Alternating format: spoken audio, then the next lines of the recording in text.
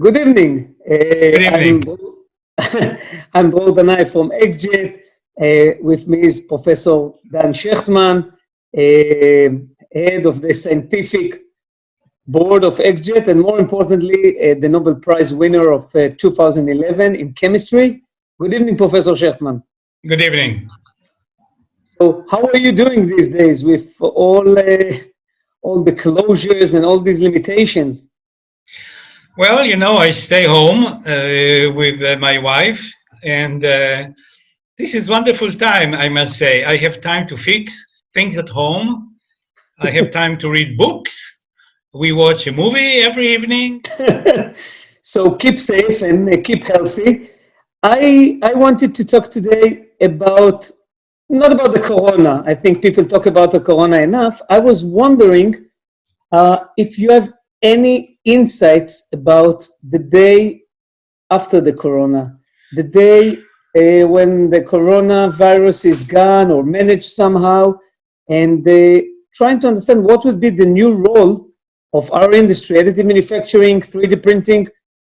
What role will it have in the future? Will there be any change following this crisis? Yes, suddenly we realize that we need new tools to treat patients in hospitals and at home. And many teams around the world are working on designing these tools. Now, this is new and it will continue. So why is additive manufacturing so important for this process? First of all, by additive manufacturing, you can produce parts made of polymers, ceramics, metals, everything. You can design very intricate designs, very accurate, very intricate. The response time is very, very small. You can send an additive manufacturing plant a design on a computer, and in the next day you have the parts. This is unbelievable, really unique. Whatever design it is, you'll get it.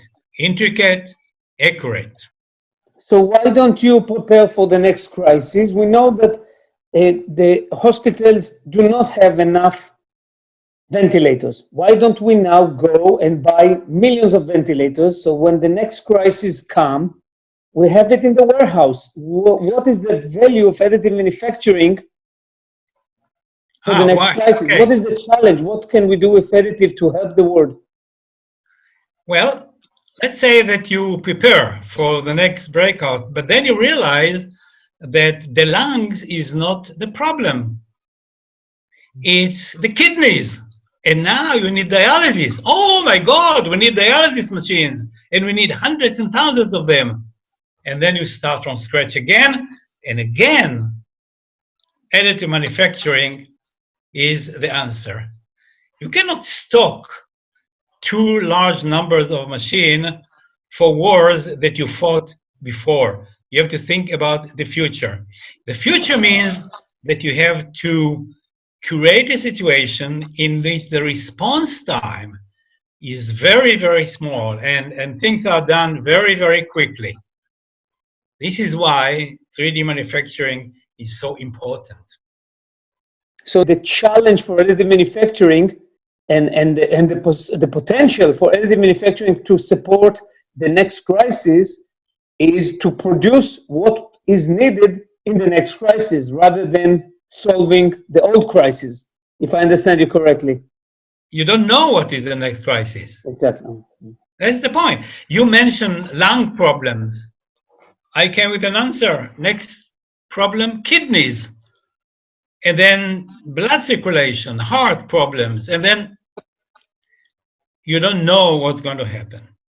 Yeah. So just make sure that the manufacturing base is strong and that companies that produce by additive manufacturing are strong and can give you fast response. This is so important for the world.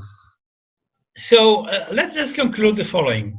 If you need small numbers very fast, for models to test 3D manufacturing.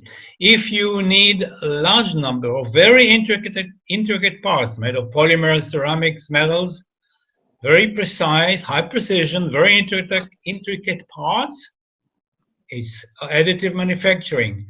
This technology is amazing and extremely powerful, and I hope that people in the world will realize the capability and the power of this production capability.